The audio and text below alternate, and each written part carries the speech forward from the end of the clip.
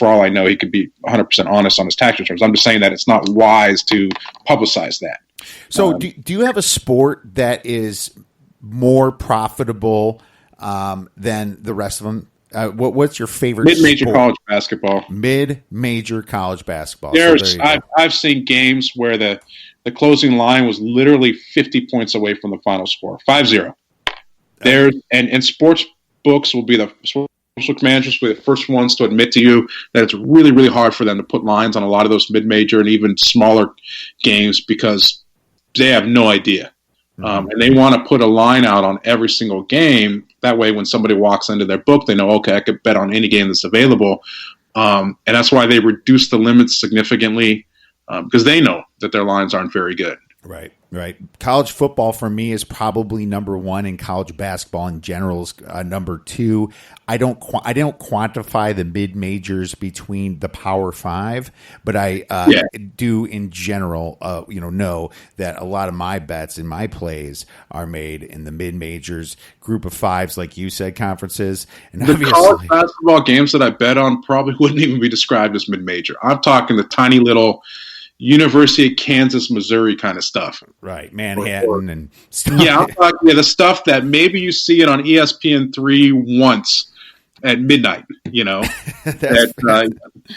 talking those games where, because with college basketball, that's actually the easiest sport to handicap because there's only a handful of stats that you really need to pay attention to. And actually rebounds is the number one stat that you should be paying attention to. A lot of people think it's shooting percentage, but it's actually rebounds. You want to pay attention to the number of shot opportunities they have.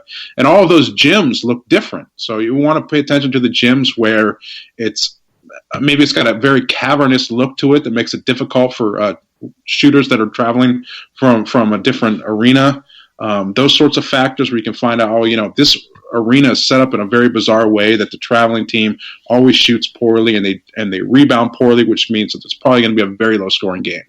And those are the ones that I just hammer. Absolutely, my man. And I think people that have listened to this podcast long enough should have figured that out, that you're going to definitely find value by concentrating on one division or conference. Correct. And obviously not worrying about the big games that everyone's talking about. First, get your moneymakers in. And if you really feel like you need to bet that big NFL game, do it at 1/5 of your unit size because if I want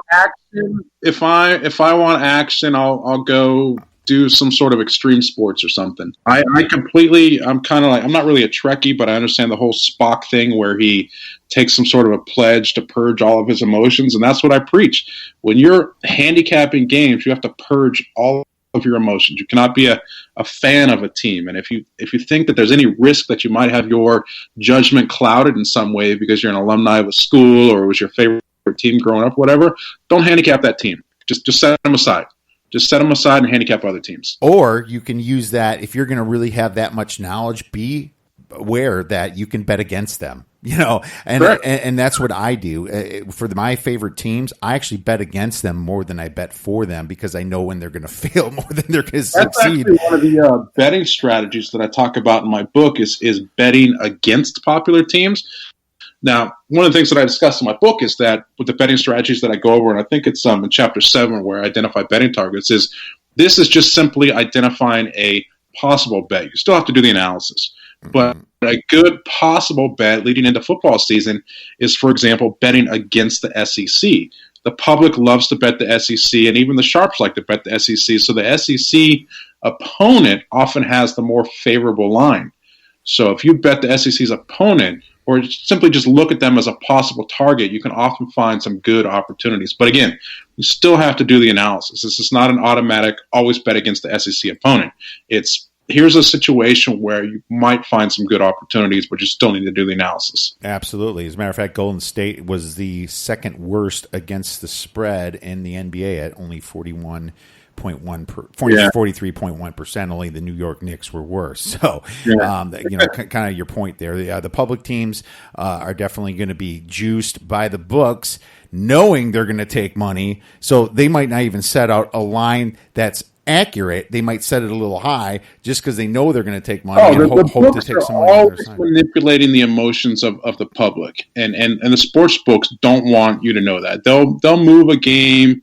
a half point or a point on a line that really has no significance, and you've got a lot of these people out there like, oh my God, the line moved, something must be going on, I've got to bet. Which actually leads me to another important point that I discussed in chapter 1 of my book. One of my rules of sports betting is don't automatically fade the public and follow the sharps, because the public is not always wrong and the sharps are not always right. The public was right on the Super Bowl. So if you faded the public, you lost. You need the only reason why, or excuse me, the way in which you should react to line movements is to simply find a better number or a better payoff odd for something that you already planned on betting. You should not bet because the line's moving, and certainly not because you think it's either sharp or public action that's moving the line. Do your own analysis, reach your own conclusion, and then use the line movements in conjunction with line shopping to find the best line for what you decided to bet. Because you have no idea why other people are betting. You don't know. Maybe some billionaire decided, I'm going to bet $200,000 on this team just for laughs. And so the line moved. Mm-hmm. And he may have absolutely no idea what he's doing. He just did it for fun. Well, that's we preach that constantly. That is some great advice, Scott. We have time for about one more question here, okay. and you kind of touched on it a little bit before. What are the most common mistakes that just the general sports bettor, the public makes when it comes to sports betting? The most common mistakes. The two that are very, very easy to identify, and then we can finish with my 3 keys to success. The number one thing is using those ATS records and trends, which we've already discussed. The number 2 is lack of discipline. I think that is probably the biggest reason why people lose in sports betting, is that they place those forced bets based on need or greed. You really, really need to be disciplined, like that Marine Corps sniper in the field who will sit out there. There's a famous Marine Corps sniper named Gunny Hathcock. He's the best in the world. He was known for literally sitting out in the swamps for 3 or 4 days just to wait for that one shot opportunity. You've got to be like Gunny Hathcock. You've got to sit and wait patiently for that opportunity. Don't pull that trigger, miss, and then be out of bullets, and then you're stuck in the mud, right? Mm-hmm. Got to be disciplined. You've got to wait for those opportunities. Fantastic, man. Well, let's finish off with your 3 keys to success. Number 1 is discipline, like we just discussed. Number 2 is the fundamentals. A lot of people are making mistakes that could be easily avoided, and I made the mistakes when I first started looking at sports betting until I started studying it some more, and that's really what the foundation of my book is the fundamentals.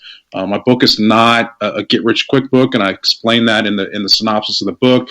My book is to give you the fundamentals so that you don't make the mistakes that can be easily avoided, and so that you have the foundation to do your research. And then number 3 is diligence. You've got to do the work. There's so many people out there that think, I watch a lot of games, or I watch Sports Center, or I read the sports page. That's not sufficient. You need to know what the backup center likes to eat for lunch. That's the level of detail that you have to have. You have to have expert, substantive knowledge of the teams that you're going to bet on. Otherwise, just flip a coin.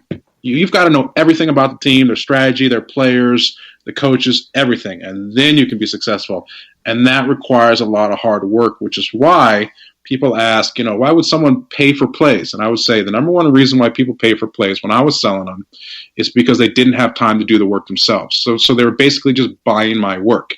The number 2 reason is they wanted some sort of confirmation. They do their own work and they say, all right, if my play and Scott's play is the same, then it must be pretty good. And if we're different, then maybe I missed something or he missed something. Let me take another look. But that's the number one reason why most people bought my plays is because they trusted that I did the work and they were just paying me for my work. So you've got to do the work. You can't just gloss over a few things and say, I handicapped the game. Here's my play. And where can our listeners go to get your book, Scott? It's on Amazon, but if you just simply check me out on Twitter or go to the webpage 160sportsintel.com, you'll find the links all over there. Man, that's awesome. Make sure you guys check out his book. I'm going to definitely check it out myself. Scott, this was a great podcast. This was a great info session. Love to have you back again. I think people learned a ton about some of your knowledge, and we can literally talk forever. I think this topic too should be revisited every so often, just to keep reminding ourselves and everybody else how important it is to have that discipline and follow the specific fundamentals. Yeah. Before I sit down to handicap, I set the book in front of me just as a reminder, and I periodically even though I wrote the book and memorized the whole book, I periodically just go in and look. Kind of like, if you're a lawyer who's been practicing securities regulation for 30 years, you're still going to look up the statutes to make sure that you didn't make a mistake.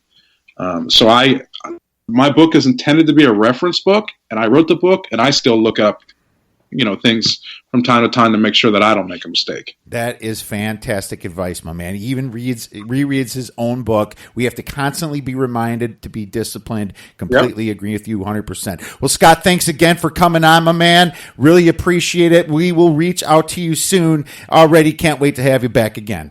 Awesome. Thank you for having me on the show. All right, that was Scott Ernst. Please check out his book. If you have any questions for the Odds Breakers, please tweet us at the Odds Breakers. Remember to rate, review, and subscribe this podcast. Have a great weekend and go get some winners.